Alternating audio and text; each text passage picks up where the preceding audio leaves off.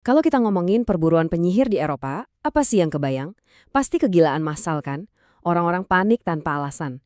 Tapi gimana kalau anggapan itu salah besar? Gimana kalau ini semua bukan kegilaan, tapi sebuah sistem? Sebuah pola yang bisa diprediksi dan bahkan diulang. Yap, sebuah mesin. Jadi, kita harus geser cara pandang kita nih. Ini bukan soal kekejaman acak yang muncul tiba-tiba. Justru, ini adalah sebuah proses yang terstruktur banget. Proses yang bisa jalan terus-menerus dengan sendirinya. Bayangin aja, ini kayak mesin yang sekali dinyalain, wah susah banget buat dimatiin. Nah, biar ngerti kenapa semua ini bisa jadi lepas kendali, kita mesti lihat cetak birunya.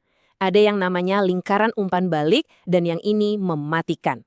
Jadi, setiap langkah itu memberi makan langkah berikutnya. Terus saja muter, makin lama makin kencang, makin rusak.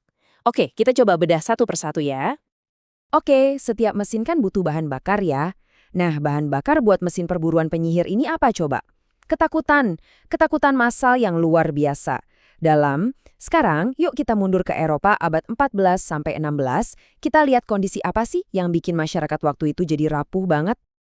Pertanyaannya, apa yang bikin kepanikan massal ini bisa meledak kayak badai? Ini penting banget loh. Jawabannya ada di kecemasan sosial yang super dalam di zaman itu. Kecemasan inilah yang, ibaratnya, ngebuka pintu buat penjelasan yang paling simpel sekaligus paling kelam. Coba dibayangin, kalian hidup di dunia yang rasanya kayak mau kiamat. Serius, ada wabah maut hitam yang membunuh sepertiga populasi. Terus, iklim tiba-tiba berubah drastis, bikin gagal panen di mana-mana. Orang kelaparan, belum lagi perang yang gak ada habisnya. Semua aturan sosial yang kamu tahu, hancur berantakan di depan mata. Nah, di tengah kekacauan yang nggak masuk akal kayak gitu, orang-orang butuh penjelasan yang gampang. Mereka butuh kambing hitam. Ini psikologi dasar manusia banget kan? Kalau kita dihadapkan sama sesuatu yang kacau dan nggak bisa kita pahami, naluri pertama kita adalah nyari siapa yang bisa disalahin. Panen gagal, oh pasti ada yang nyantet. Penyakit nyebar, pasti ada yang ngeracunin sumur. Oke, jadi kita udah punya bahan bakarnya. Ketakutan. Sekarang kita masuk ke level berikutnya. Disinilah ketakutan massa itu diambil, diformalkan, dan dijadiin senjata sama institusi. Momen di mana kepanikan yang tadinya liar diubah jadi serangkaian prosedur yang dingin dan terstruktur. Lalu, muncullah sebuah buku yang mengubah segalanya. Namanya Malleus Maleficarum atau Palu Para Penyihir. Ini pada dasarnya adalah buku panduan how-to untuk berburu penyihir. Buku inilah yang ngasih pembenaran dari sisi agama dan hukum buat proses yang, mengerikan ini. Isi buku ini benar-benar mendetailkan semuanya jadi prosedur.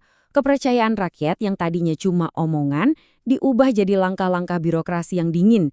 Jadi, ini bukan lagi soal massa yang ngamuk-ngamuk gak jelas. Ini udah jadi tindakan administratif yang terukur dan sistematis. Nah, sekarang kita sampai ke jantung permasalahannya. Sang akselerator. Ini adalah mekanisme yang bikin mesin tadi berputar sendiri, tumbuh kayak bola salju, dan akhirnya benar-benar nggak bisa dikendaliin lagi. Dan disinilah letak kengerian yang sesungguhnya. Dengar baik-baik. Penyiksaan itu tujuannya bukan untuk menemukan penyihir, penyiksaan itu menciptakan penyihir. Kenapa?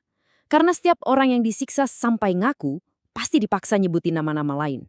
Nama-nama baru ini ditangkap, disiksa lagi, ngaku lagi, nyebut nama lagi. Terus begitu. Ini reaksi berantai yang bisa menghabisi satu desa. Dan kalau kalian pikir itu udah paling parah, tunggu dulu. Ada lagi yang lebih gila.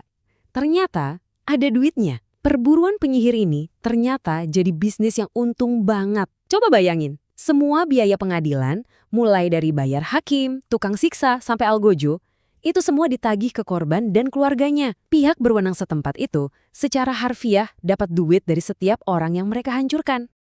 Dan jangan salah ya, mesin ini punya target yang sangat spesifik.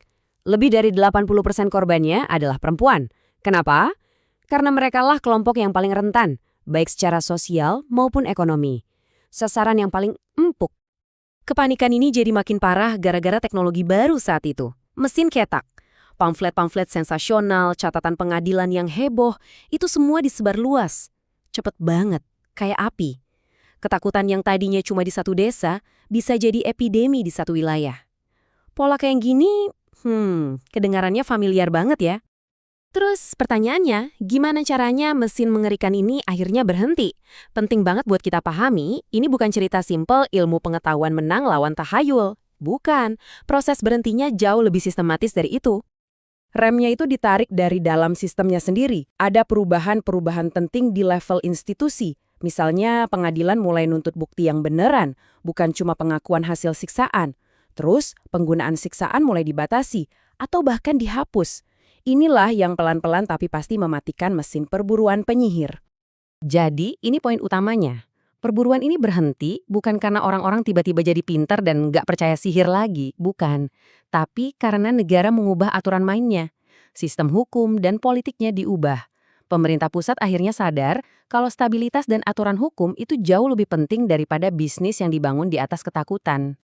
Dan inilah alasan kenapa kita bahas semua ini. Karena mesin ini, walau bentuknya beda-beda, sebenarnya nggak pernah benar-benar mati. Pelajaran terbesarnya adalah ini. Betapa gampangnya sebuah masyarakat jadi lepas kendali kalau rasa takut itu udah bukan lagi sekedar emosi, tapi udah jadi bagian dari prosedur, hukum, bahkan ekonomi mereka. Saat itulah kita masuk ke jalur yang sangat-sangat berbahaya. Polanya abadi loh, mekanisme mesin ini masih ada sampai sekarang. Coba deh lihat gimana teori konspirasi menyebar. Gimana netizen rame-rame menghakimi satu orang di media sosial. Atau gimana kelompok tertentu selalu jadi kambing hitam buat masalah yang rumit. Itu kan lingkaran umpan balik yang sama. Jadi ini pertanyaan terakhir buat kita semua renungkan. Sistemnya mungkin udah berubah. Kita udah nggak lagi bakar orang di tiang. Tapi apa psikologi kita sebagai manusia juga berubah. Kerentanan kita, kebutuhan kita akan kambing hitam, ketertarikan kita sama penjelasan yang simpel, itu semua kan masih ada. Sistemnya mungkin udah diupdate, tapi apa software manusianya beneran udah beda?